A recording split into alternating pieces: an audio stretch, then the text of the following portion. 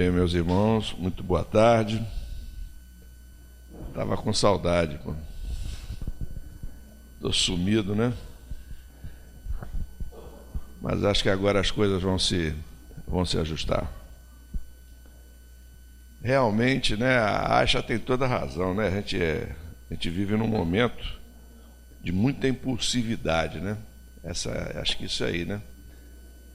A gente toma partido muitas vezes a favor de A ou de B, sem ter o critério da análise daquilo que nós vamos passar para frente, daquilo que nós estamos recebendo. Acho que isso é uma obrigação nossa como espíritas nesse momento aí que a gente tem uma facilidade tão grande de comunicação, o tal do WhatsApp aí, faz com que a gente receba a todo instante novidades, receba a todo instante uma porção de boatos, e se nós não tivermos critério, se nós não tivermos um pouquinho de cautela, a gente acaba passando para frente uma porção de informações erradas. Por exemplo, hoje eu tinha recebido uns dias atrás uma mensagem dizendo que hoje era greve geral no país, né? Vocês devem ter recebido também, né? Mas o que me chamou a atenção é que lá no início da mensagem aludia a fatos que já aconteceram há tempos atrás, né?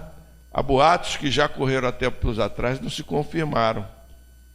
Então, eu disse, poxa, eu não vou passar isso para frente. Eu peguei e mandei para o colega que tinha me mandado, perguntei, você tem certeza que você me mandou? Vai ter greve mesmo? O que estão falando aqui que o Banco Central está fazendo, né? Porque era aumento de energia elétrica. Eu disse, pô, de novo, cara, eu cá com meus botões, né? Já tinha havido o aumento da energia elétrica, mas de novo vai acontecer. Aí eu devolvi para o companheiro. Não, eu passei como eu recebi. Então, eu acho que a gente tem que ter cautela, principalmente nós como espíritas, em relação às notícias que nos chegam por todos os meios, né? Para que a gente não assuma as posições extremistas a que ela está se referindo. A gente não tome posições sem conhecer os dois lados, os dois lados da moeda, né? Em direito a gente tem o princípio contraditório. Então a gente tem que ter essa preocupação, né? Bom, tudo bem, e aí o que diz o outro lado? Para que a gente possa, enfim, formar a nossa própria opinião a respeito dos diversos assuntos. O mesmo acontece com os diversos temas do nosso dia a dia. Temas, inclusive, que dizem respeito à nossa doutrina. A gente tem que estar preparado, né, para encarar esses temas com a visão da doutrina, não com uma visão extremista. Nós temos vários temas que são discutidos a todo instante. Estamos agora discutindo a questão da menoridade no Congresso Nacional, né? Há pouco tempo atrás discutimos a questão da pena de morte. Então nós temos temas assim importantes sobre os quais a doutrina, ou pelo menos os espíritos, já se manifestaram, né? Porque a gente tem que fazer a distinção entre o que a doutrina fala e o que os espíritos falam, né? Mas a Fran, não é a mesma coisa? A doutrina não é a doutrina dos espíritos, né? E eu tenho procurado, nas vezes que tenho oportunidade de conversar, eu tenho procurado mostrar que nem tudo que os espíritos falam é doutrina espírita, porque a doutrina espírita é aquela que foi codificada por Allan Kardec, que antes de ser dada a público, ela passou pelo crivo da universalidade, pelo critério de universalidade a que os espíritos submeteram a nossa doutrina espírita. Quer dizer, uma ideia que é divulgada pela doutrina, uma ideia divulgada por Kardec, ela surgiu em vários lugares do mundo ao mesmo tempo. Ela surgiu lá na Polônia, surgiu na França, surgiu na Rússia, surgiu nos Estados Unidos, porque através da revista espírita, Kardec mantinha correspondência com as pessoas dos mais diversos lugares do mundo, e dessa forma, comparando as mensagens, ele foi vendo que havia em todas elas um senso comum, havia em todas elas uma mensagem comum, e essa mensagem é que ele coloca para nós nas diversas obras da doutrina espírita. Então isso é doutrina espírita. Isso é doutrina espírita. Essas informações que foram submetidas ao crivo do controle de universalidade dos espíritos. Isso é doutrina espírita. O resto, até que a gente tenha uma forma de aferir a verdade que o espírito está falando, nós vamos ter opinião dos espíritos. Então a gente tem que ter cautela, inclusive, para diante de uma informação que nos chega através de um espírito que dite a mensagem atualmente, através de um médium, qualquer médium, nós temos vários médios, nós temos que ter cautela na divulgação, porque nós podemos estar divulgando alguma coisa que não corresponde à verdade, podemos estar trazendo insegurança para as pessoas, e é tudo que a doutrina espírita não quer. A doutrina espírita nos quer trazer segurança, segurança de que existe uma vida espiritual, segurança de que nós estamos aqui num processo de aperfeiçoamento, segurança de que nós estamos aqui, portanto, evoluindo e que estamos cada vez melhores, segurança de que nós vamos rever os nossos entes queridos quando desencarnarmos, segurança de que não devemos nos antecipar nos nossos retornos ao mundo espiritual, porque isso só nos trará prejuízo.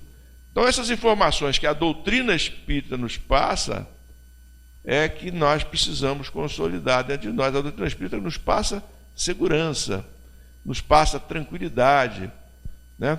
Nos dá condições de suportarmos as dificuldades da nossa jornada com confiança em Deus, com fé, né? Então é isso que a doutrina espírita quer e é isso que a gente precisa preservar. A gente não pode se deixar levar nesse século XXI que nós vivemos, século de informações rápidas, né? De muitas informações, muitas delas sem a menor lógica, nós não podemos nos deixar levar pela primeira notícia que nos chega. Temos que ter critérios, temos que ter cautela, temos que orar antes de sairmos por aí divulgando, né? Então, meus irmãos, o nosso tema da tarde de hoje, né, tinha que cair para alguém. Caiu para mim, né? Falar justamente sobre eutanásia, falar sobre a vida espiritual. São dois itens que nós... Acho que só vai dar tempo para falar de dois itens, se der tempo de falar dos dois itens. É o capítulo 5, aquele que fala de bem-aventurados os aflitos, né? Os aflitos são todos aqueles que passam por dificuldades, todos aqueles que passam por inseguranças na vida. E lá no finalzinho, os itens 27 a 31. Eu acho que nós só conseguimos falar, só vamos ter tempo para falar do 27 e do 28. Trazer aqui alguns apontamentos a respeito do assunto, falar um pouquinho aí sobre a obra de André Luiz, sobre Emmanuel, né? Porque esses são espíritos que nós podemos dizer se incorporam ao que nós chamamos de doutrina espírita, porque são espíritos que deram suas comunicações através de uma mediunidade confiável, que é a mediunidade franciscana de Xavier, né? A mediunidade franciscana de Xavier, ela foi submetida exaustivamente a diversos testes. Os espíritos que se comunicaram através do Chico foram submetidos a diversos testes ao longo dos anos em que Chico esteve conosco, testes de autenticidade das mensagens, de maneira que a mediunidade do Chico, ela é uma mediunidade especial, digamos assim, e os espíritos que por eles se comunicaram, portanto, para mim, por exemplo, para mim pelo menos, eles trazem realmente a verdade, as informações deles são as verdadeiras, são informações que nós podemos dizer fazem parte da doutrina espírita. Aliás, o Emmanuel, né, guia espiritual do Chico, ele tem mensagens no livro O Evangelho segundo o Espiritismo. Tem mensagens de Emmanuel. E o Emmanuel que está ali foi perguntado se era o Emmanuel de hoje, da época do Chico, e foi dito que era o mesmo Emmanuel, era o mesmo espírito. Então, o Emmanuel já participou lá da elaboração, da codificação da doutrina espírita, quando estava a doutrina sendo elaborada. Mas o item 27 diz assim: dever-se-á pôr termo às provas do próximo. Dever-se-á pôr termo às provas do próximo. Será que nós podemos abreviar a prova de alguém que esteja sofrendo? Será que nós podemos abreviar? Em primeiro lugar, é lembrar que próximo, né? Quem é o nosso próximo? O próximo é aquele que está mais perto de nós, a gente costuma dizer. Mas o Gandhi, nosso Mahatma Gandhi, dizia assim, ó: tudo que vive é o teu próximo. E eu gosto muito dessa definição, porque ela alonga os nossos pensamentos. Porque o próximo não é só a pessoa que está ao nosso lado, não é apenas o ser humano com o qual nós convivemos. Tudo que vive é o teu próximo, diz o Gandhi. Ora, então isso abrange, dá uma abrangência maior ao termo. O próximo, portanto, não são os animais, são os nossos próximos. Próximo, portanto, são os vegetais, porque vivem também. Podem não ter ainda a racionalidade que nós temos, mas são próximos nossos também. Então nós devemos ter respeito por todo o reino da natureza, essa síntese que a gente faz do pensamento de Gandhi. É exatamente o que fazia Francisco de Assis, e se referia a tudo na natureza como se fosse seu irmão. Vocês devem se lembrar disso. Até mesmo o sol ele chamava de irmão sol, o irmão lua, né? O irmão lobo, tudo era irmão. A serpente era irmã serpente, todos eram irmãos, de maneira que esse é o próximo. E aí a gente fica pensando, dever-se a pôr termo às provas do próximo. E aí vem os espíritos dizendo assim, o espírito que fala é o espírito Bernardino, espírito protetor. Procurei saber quem é o espírito Bernardino. Foi um escritor francês, no século XVII, e ele escreveu algumas obras que ficaram famosas, mas isso não veio ao caso. Mas ele então veio nos dar aqui, eu pincei na mensagem dele alguns pontos. Diz ele, estás nessa terra de expiação para concluirdes as vossas provas, e que tudo que vos sucede é consequência das vossas exigências anteriores, são os juros da dívida que tendes a pagar. Então, ele já começa nos recordando do nosso papel aqui. Estamos nessa terra de expiações para que a gente possa resgatar as nossas provas. Nós sabemos que o nosso planeta, ou melhor, o nosso mundo, não o nosso planeta, porque não vamos confundir o mundo com o planeta. Nós estamos no mundo, que por acaso é um planeta, mas não está escrito em lugar nenhum da doutrina que só existe espíritos encarnados em planetas. Então, podemos ter nos mais diversos mundos, nas estrelas, podemos ter espíritos estagiando nas estrelas, não sabemos. Então nós não devemos generalizar o mundo como sendo o planeta. Então nosso mundo é um mundo de expiações e provas. Nos diz o Evangelho que estamos no segundo degrau da evolução dos mundos. Ora, se estamos no segundo degrau da evolução dos mundos, se nós estamos por aqui ainda passando por provas, como está dizendo aqui o Bernardino, ele está dizendo para nós que nós estamos passando por essas provas nesse mundo de expiações, né? E a gente sabe que a diferença de prova para expiação, a expiação é uma situação pela qual nós temos que passar para que nós possamos evoluir, né? A expiação, por exemplo, são aquelas doenças incuráveis com as quais nós temos que conviver. A expiação são aquelas situações que nós temos que conviver porque nós demos motivo para que elas, nesta encarnação, elas estivessem conosco. Os nossos irmãos especiais, por exemplo, eles passam por expiação. Eles deram margem no passado para que nessa encarnação viessem passando por expiações, passando por as dificuldades que passam, né? Então ele vem nos dizer aqui, consequência das vossas existências anteriores. Tudo que nós estamos passando é porque precisamos passar. Então, aí ele começa a desenvolver o raciocínio. Esse pensamento provoca em certas pessoas reflexões que devem ser combatidas devido aos funestos efeitos que poderiam determinar, né? Então, para nós espíritas, normalmente a gente generaliza. Eu estou passando por dificuldade porque eu mereço passar por dificuldade. Eu estou passando por dificuldade porque no passado, em outras encarnações, eu fiz o que não devia e nessa, então, eu tenho que pagar o débito que eu contraí em outras encarnações. Então, ele está dizendo que esse raciocínio aí pode nos levar a algumas imperfeições. E ele diz primeiro aqui, pensam alguns que, estando na Terra para espiar, cumpre que as provas sigam o seu curso. Bom, então se a gente está aqui para espiar, está aqui para sofrer mesmo, então vamos sofrer, deixa o barco correr. É isso que está falando aqui o Espírito. Essa é uma imperfeição, é uma coisa que nós pensamos, muitos de nós pensamos naturalmente, achando que estamos pensando certo. E é isso que ele está querendo mostrar para nós, que esse não é o pensamento correto.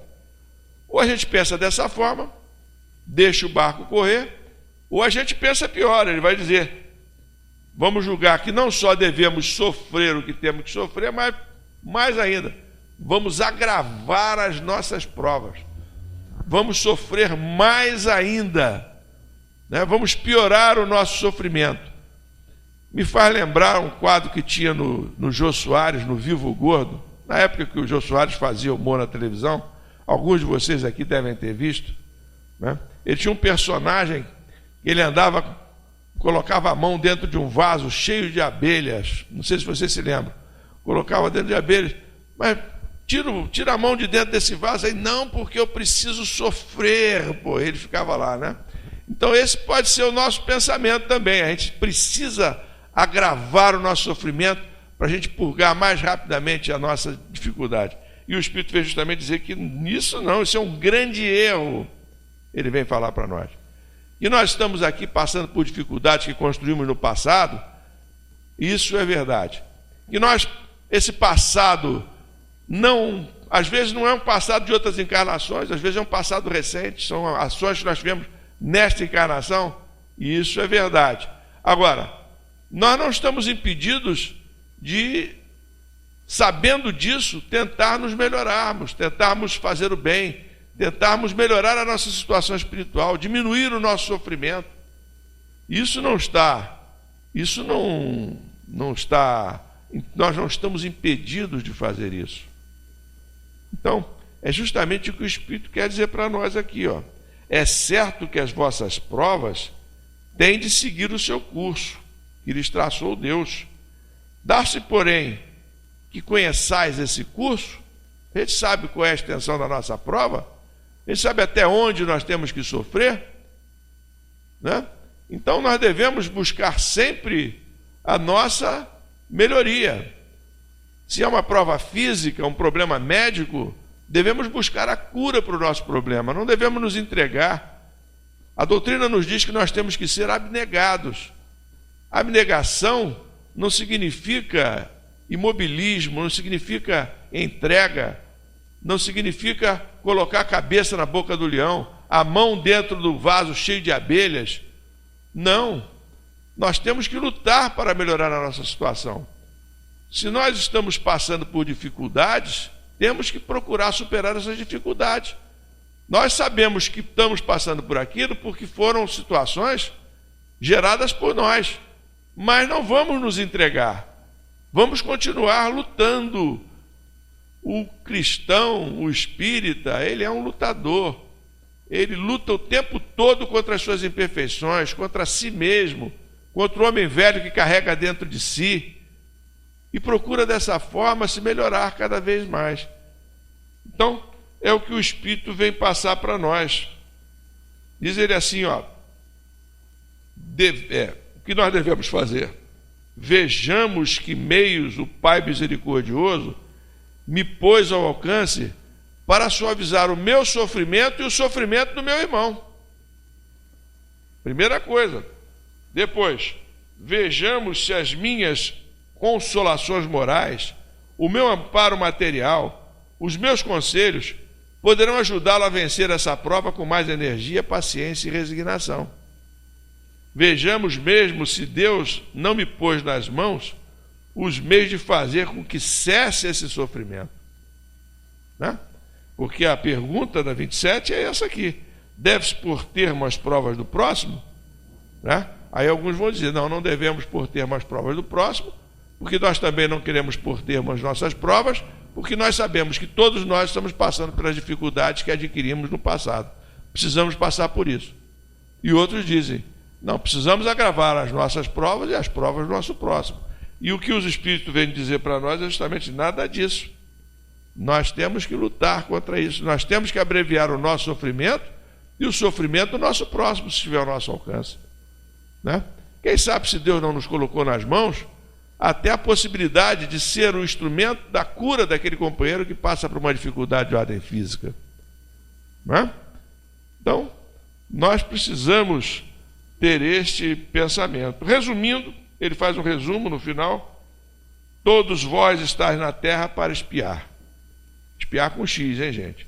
Mas todos, sem exceção, deveis esforçar-vos por abrandar a expiação dos vossos semelhantes, de acordo com a lei de amor e caridade. Bem, aí, depois que o Bernardinho dá essa mensagem para nós, Kardec coloca uma outra mensagem, onde diz assim: será lícito abreviar a vida de um doente que sofra sem esperança de cura? Né? Porque está dizendo o Bernardinho, está dizendo que nós devemos abreviar o sofrimento do nosso semelhante, a expiação do nosso semelhante. Acabou de falar, de acordo com a lei de amor e caridade. Será que abreviando a vida de um doente que sofra sem esperança de cura, será que nós estamos cumprindo o que o Bernardinho falou na lição anterior? É o que eu disse, eu comecei a conversar por aí. Às vezes nós somos impetuosos nos nossos julgamentos, né? E podemos achar que sim, que pelo que está no 27, a gente poderia validar, de repente, essa proposta de abreviar a vida de alguém. Essa proposta de abreviar a vida de alguém chama-se eutanásia, não é verdade? Essa é a forma mais genérica da gente chamar. Eutanásia. Preparei aqui algumas considerações sobre a eutanásia. Eu não sei se todos vocês conhecem. Bom, primeiro saber que eutanásia era uma prática entre os gregos, né? Eutanásia é a boa morte. Eu é boa, e vem do grego bom, né? Eu é bom. E thanatos, ou thanatos, significa morte. Quer dizer, a boa morte. Significa justamente, diante do sofrimento de alguém, nós abreviarmos a vida desse alguém para que ele não sofra, né? A gente costuma fazer muito isso, justificar muito os nossos comportamentos em relação aos animais, fazer eutanásia animal. Mas lembrem-se que o Gandhi diz, né, que tudo que vive é o nosso próximo. Será que nós estamos legitimados para fazer a eutanásia animal? No final eu respondo essa pergunta aí, né? Respondo com a doutrina, respondo com opiniões de companheiros que estudam a doutrina, né? Mas e aí? Com relação ao animal, eu sei que tem muita gente que às vezes faz isso. Mas com relação aos seres humanos, nós teríamos justificativa para fazermos a eutanásia? Em primeiro lugar, a gente precisa saber que existem vários tipos de eutanásia. Existe a eutanásia ativa e a eutanásia passiva ou indireta. São dois tipos de eutanásia. A eutanásia ativa é o ato deliberado de provocar a morte sem sofrimento do paciente por fins misericordiosos. Então, alguém está vendo o outro sofrer, se compadece do sofrimento do outro e promove a morte daquela pessoa. Por exemplo, lhe dá uma injeção letal que rapidamente faz com que a pessoa desencarne. É a eutanásia ativa. A eutanásia passiva ou indireta, a morte do paciente ocorre dentro de uma situação de terminalidade ou porque não se inicia uma ação médica ou pela interrupção de uma medida extraordinária com o objetivo de minorar o sofrimento. Então, a eutanásia indireta deixa-se de ministrar a medicação adequada, não se faz nada pelo paciente e o paciente morre, né? Seria a eutanásia indireta. Devo dizer que às vezes algumas vezes foi tentado em pacientes, nessa circunstância, pacientes terminais, pacientes vivendo, segundo a ciência médica, apenas porque estavam ligados a aparelhos, e desligaram seus aparelhos e, para a surpresa de todos, continuou vivendo a pessoa que teve os aparelhos desligados. Na minha época de mocidade, teve um caso muito comentado nos Estados Unidos, chamado o caso de Karen Ann Quinlan. Não sei se algum de vocês soube. Bom, a Karen Ann Quinlan, ela tinha nascido em 54 e ela desencarnou em 11 de junho de 85. Né? Quando ela tinha 21 anos, a história dela: ficou inconsciente depois de chegar em casa de uma festa. Ela tinha consumido diazepam, dextropropoxifeno e álcool. Depois que ela entrou em colapso e parou de respirar 2 vezes durante 15 minutos ou mais, os paramédicos chegaram e levaram-na para um hospital, onde ela ficou em um estado vegetativo persistente. Depois que ela foi mantida viva em um ventilador por vários meses sem melhoras, seus pais pediram o hospital para descontinuar o cuidado ativo e permitir que ela morresse. Isso seria, então, portanto, essa eutanásia que nós estamos vendo, essa eutanásia passiva, né? Essa eutanásia passiva. O hospital se recusou e as batalhas legais subsequentes fez manchetes, jornais e uma série de precedentes.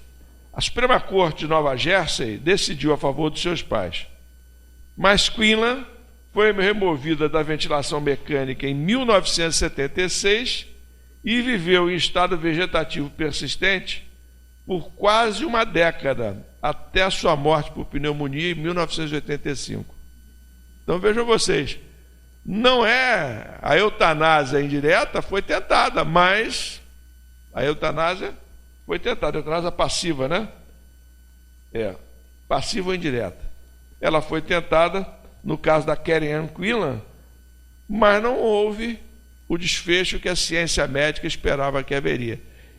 Esse caso foi muito rumoroso na época, porque aí, poxa, então existe algo mais que a mantinha vivo, né? O espírito a mantinha vivo. Essa era a discussão que a gente fazia na época, né? Era uma prova da existência do espírito que estava ali ao lado do corpo daquela companheira, né? Mantendo ela viva em estado vegetativo, até que em 1985 ela contraiu uma pneumonia, em 1985, e desencarnou. 11 de junho de 1985. Então vejam vocês que coisa curiosa, né? Quer dizer, acima da nossa vontade está a vontade de Deus, muitas vezes. Muitas vezes não sempre, né? Nesse caso aí é um exemplo disso. Outro tipo de eutanásia, quanto ao consentimento do paciente. Eutanásia voluntária, quando a morte é provocada atendendo a uma vontade do paciente. Eutanásia involuntária, quando a morte é provocada contra a vontade do paciente.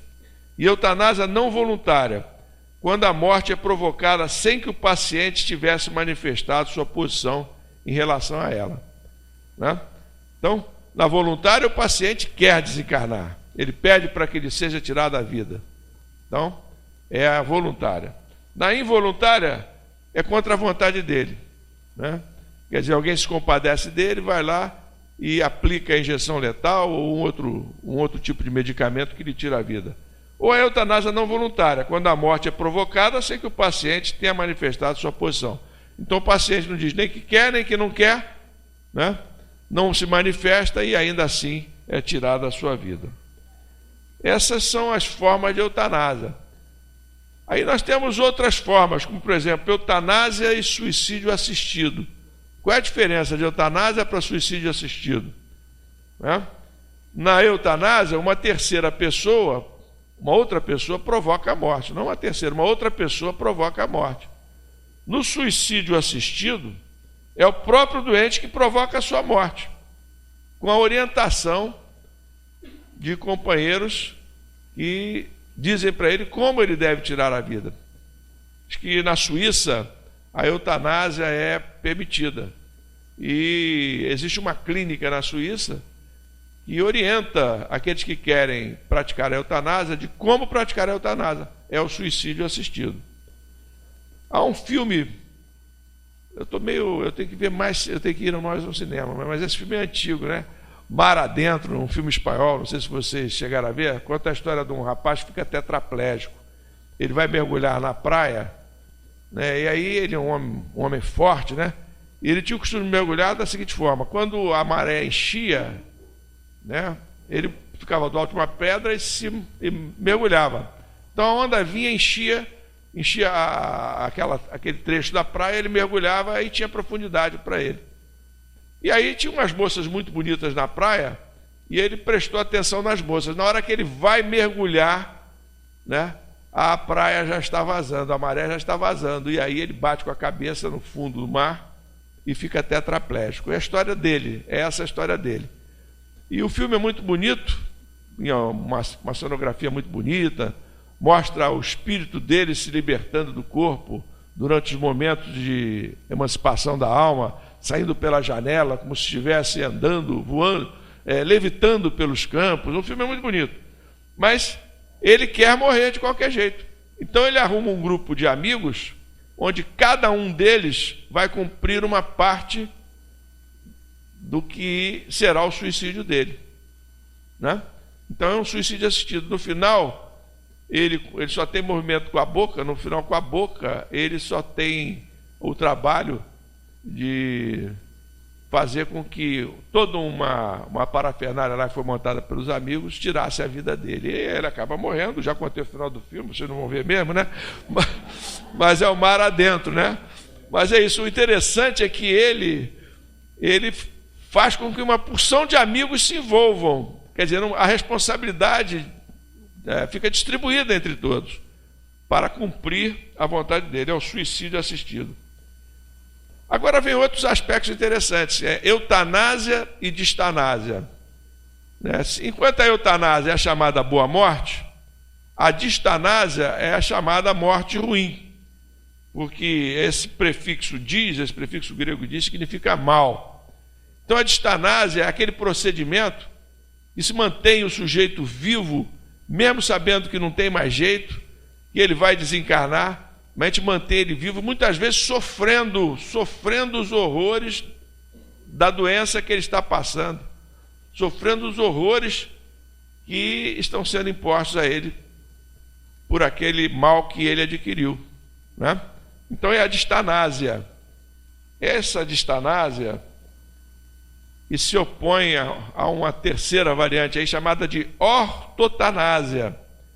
A ortotanásia já é diferente da distanásia. Quando se chega à conclusão de que o paciente não tem mais condições de viver, se faz com que ele receba cuidados, são chamados de cuidados paliativos. São cuidados, portanto, com a família, com ele, são atenções. Ele não vai sentir dor, ele vai ficar junto à sua família, ele vai ter um home care, como a gente chama hoje, na sua casa, permitindo que ele esteja junto da sua família, recebe assistência espiritual, recebe assistência social, recebe assistência psicológica, assistência médica, ele e a família. Esta é a ortotanásia. Estou falando dessas diferenças todas, né, porque a posição hoje no nosso país a respeito desse tema é pela ortotanásia, tá? Hoje a posição é essa. Talvez vocês já tenham tomado conhecimento de amigos que tenham passado por esse tipo de situação. Ficaram no hospital até um certo ponto, aí depois dizem que no hospital não é bom que a pessoa fique, porque tem muitas infecções, e fazem com que a pessoa vá para casa, e a pessoa então vai com home care, quando tem condições, fica em casa assistida, e passa-se um tempo muito mais assistida pelos seus familiares, muito mais consolada pela situação que vive, a pessoa acaba desencarnando. Isso é a ortotanásia. Isso foi regulamentado em 2009 pelo Conselho Federal de Medicina, E a Associação Médica Espírita Brasileira referendou que esse é o melhor caminho em situações como essa. Nunca eutanásia, nunca distanásia, nunca suicídio assistido, mas a ortotanásia é uma forma de nós agirmos de acordo com o que a doutrina espírita nos fala. Será mesmo? Vamos ver o que nos fala a respeito desse tema a doutrina espírita, então. No nosso evangelho, na 28, São Luís diz o seguinte: um homem está agonizante, presa de sofrimentos cruéis. Sabe-se que seu estado é desesperador. Será lícito pouparem-se-lhe alguns instantes e angústias, apressando-lhe o fim? Quem vos daria o direito de prejulgar os desígnios de Deus? Então São Luís já derruba a eutanásia aí nas primeiras palavras. Ninguém pode afirmar com segurança que lhe haja soado a hora derradeira. A ciência não se terá enganado, nunca em suas previsões. Então nós não devemos, portanto, nem abreviar, nem agravar. Nós devemos, se a ciência não tem mais os recursos médicos, nós devemos então deixar que a natureza siga o seu curso. Esse é o pensamento que hoje vigora na nossa ciência médica aqui no nosso país. O Livro dos Espíritos, falando de doutrina espírita, também fala sobre esse tema. Diz assim, quando uma pessoa vê diante de si, a questão 953, um fim inevitável e horrível, será culpada de abreviar alguns instantes seus sofrimentos, apressando voluntariamente sua morte? E aí responde os Espíritos: é sempre culpado aquele que não aguarda o termo que Deus lhe marcou para a existência. Então, confirmando a ideia de que nós temos que deixar seguir o seu curso normal, a natureza seguir o seu curso normal, abreviando o sofrimento, com analgésicos, abreviando o sofrimento, com atenção espiritual, de toda forma, ajudando os nossos companheiros. Bom, o que o Emmanuel fala a respeito desse tema? O Emmanuel fala na questão 106 do livro Consolador, quando é perguntado a ele: a eutanásia é um bem nos casos de moléstia incurável? Aí ele diz: olha, o homem não tem o direito de praticar a eutanásia em caso algum. Emmanuel é taxativo. A agonia prolongada pode ter finalidade preciosa para a alma, e a moléstia incurável pode ser um bem, como a única válvula de escoamento das imperfeições do espírito em marcha para a sublime aquisição de seus patrimônios da vida imortal. Então, nada de abreviar. Há na literatura espírita uma obra extraordinária chamada Sexo e Destino, de André Luiz. Não sei se vocês já leram. É um livro muito interessante. Hoje eu estou para contar fim de filme, fim de livro, tá uma beleza, né? Então, Sexo e Destino, conta a história. Vou contar só um pedacinho lá pelo final. O drama de uma moça chamada Marita e de seu padrasto chamado Cláudio. O Cláudio, ele tenta seduzir a filha, a enteada, digamos assim. E quando eles estão... E seduz. E ela, quando vê, depois de seduzida, porque ela pensava que ela estava tendo um relacionamento com um rapaz que ela gostava muito. Mas o Cláudio se introduziu no quarto onde ela ia ter um relacionamento com o rapaz, se fez passar pelo rapaz, colocou o perfume lá que o rapaz colocava, ele armou toda uma arapuca para a moça. E depois do relacionamento, quando ela acorda, quando eles acendem a luz e ela vê que não se relacionou com o rapaz, e sim com o padrasto, ela sai desesperada pela rua, é atropelada e fica em morte quase que cerebral, fica desenganada num leito de hospital. E aí o Cláudio se arrepende do que faz e passa a ficar ali ao lado dela, prestando toda assistência, e o tempo passa e ela não desencarna, e ele fica do lado dela, querendo que ela desperte para que ele possa pedir perdão, e ela não desperta, ela fica naquele estado de coma, fazendo as necessidades. Ele faz questão de fazer a asepsia dela, uma coisa assim, e de repente ele é tocado por um amor e por um arrependimento, e ela que tem um ódio tremendo dele, né? Até que ela desperta e há um encontro entre os dois e os dois se perdoam. É o que está falando o Emmanuel aqui. Às vezes, essa situação de prolongada agonia proporciona um reajuste. Nesse caso aí foi um reajuste entre duas almas que estavam encarnadas, mas às vezes é entre uma alma que já está desencarnada, né, e aquela que está prestes a desencarnar. Existem muitos fatos na doutrina espírita, na literatura espírita a esse respeito. Então, meus irmãos, é isso, né? É isso que a gente percebe. A doutrina espírita em nenhum momento recomenda a eutanásia, né? E a ortotanásia surge agora como uma via, né, natural de enfrentarmos essa problemática. Porque, convenhamos, é difícil a gente enfrentar essa problemática. Uma outra obra espírita que trata desse assunto é o livro Obreiros da Vida Eterna, né? Aqui tem uma passagem no final, quando o médico, compadecido do sofrimento de um companheiro que está preso ao leito, que já está com o seu corpo apodrecendo, as pessoas chegam perto dele, sentem o mau cheiro e o corpo já está exalando, mas o sujeito tem medo de morrer, ele não quer morrer de jeito nenhum. E aí o médico, né, ele fica compadecido, vai e aplica uma injeção chamada de injeção compassiva e em poucos momentos o nosso companheiro desencarna. O nome do companheiro eu estou procurando aqui, eu marquei tudo de verde aqui, mas não marquei separado. É Cavalcante o nome do rapaz. Cavalcante, o nome do companheiro que desencarna. E aí o comentário do André Luiz.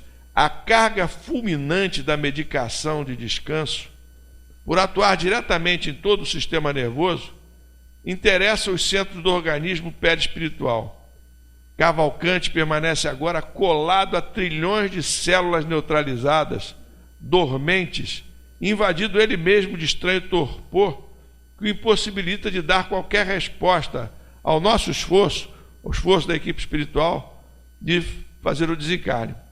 Provavelmente só poderemos libertá-lo depois de decorridos mais de 12 horas.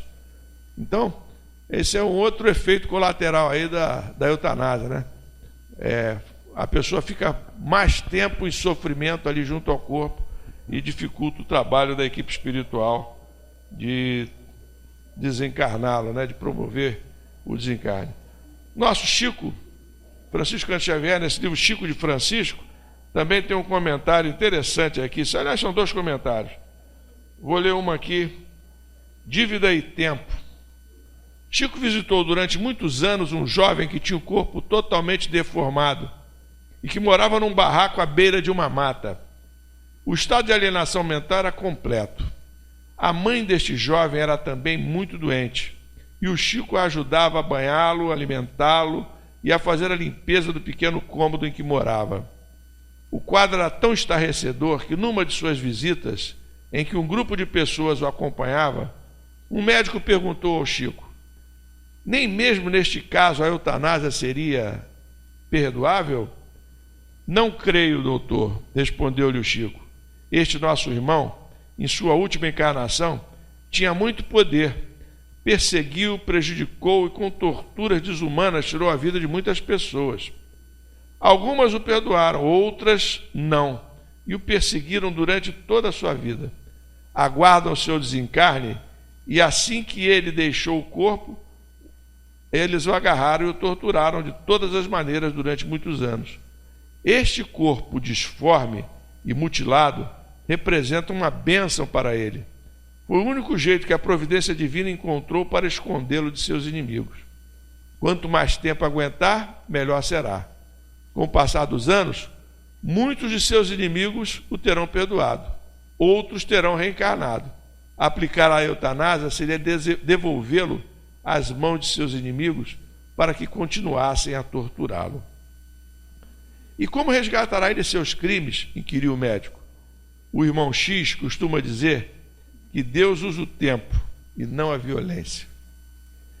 Então, meus irmãos, eu acho que nós estamos aí com bastante argumentos aí contra a eutanásia, né?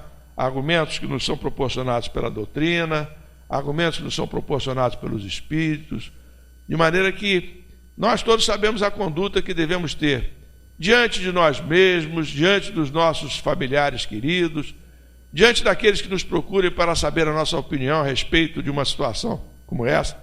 Devemos pôr termo à vida de uma pessoa que sofre.